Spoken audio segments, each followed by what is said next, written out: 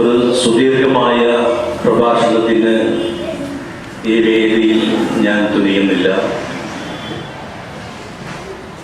ഈ മഹത്തായ പരിപാടിയുടെ ഉദ്ഘാടന കർമ്മം നിർവഹിക്കുക എന്ന കർത്തവ്യം മാത്രം നിർവഹിച്ചുകൊണ്ട് എൻ്റെ പ്രിയപ്പെട്ട വിദ്യാർത്ഥികൾക്ക് ഞാൻ ഈ സ്റ്റേജ് ഒഴിഞ്ഞു തരികയാണ്.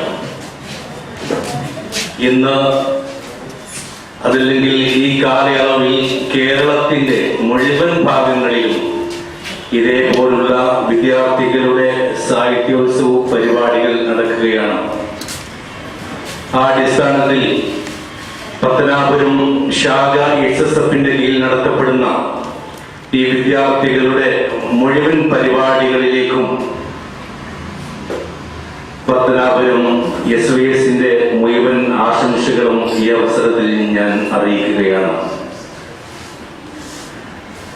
വിദ്യാർത്ഥികളുടെ കലാപരിപാടികൾ ഈ പഠിക്കുന്ന മദ്രസയിൽ 4, 3, 5, 6 ക്ലാസ്സുകളിൽ പഠിക്കുന്ന വിദ്യാർത്ഥികളുടെ കലാപരിപാടികൾ ഒന്നൊന്നായി ഉയർന്ന് ഇന്ന് നിങ്ങൾക്ക് പല സ്റ്റേജുകളിലും കാണാം.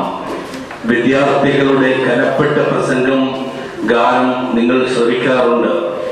അതുകൊണ്ട് തന്റെ പ്രിയപ്പെട്ട വിദ്യാർത്ഥികളോട് ഈ അവസരത്തിൽ എനിക്ക് പറയാനുള്ളത്, നിങ്ങളുടെ ഈ നല്ല സമയങ്ങളിൽ നിങ്ങളുടെ കഴിവുകൾ തെളിയിച്ച് നാളേക്ക് നിങ്ങൾ നല്ലൊരു മുതൽകൂട്ടാകണമെന്ന് ഈ അവസരത്തിൽ നിങ്ങളോട് ഞാൻ അറിയിക്കുകയാണ്.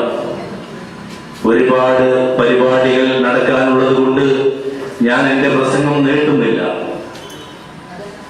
നിങ്ങളൊക്കെ SSFന്റെ പ്രവർത്തകന്മാരുമായി മുഴുവൻ സമയങ്ങളിലും സഹകരിക്കണം. നിങ്ങളോട് എന്തെങ്കിലും പരിപാടികൾ പറയുമ്പോൾ നിങ്ങൾ പൂർണ്ണമായും അവരുമായി സഹകരിച്ച് വിജയിപ്പിക്കണമെന്ന് ഓർമ്മപ്പെടുത്തുകയാണ്.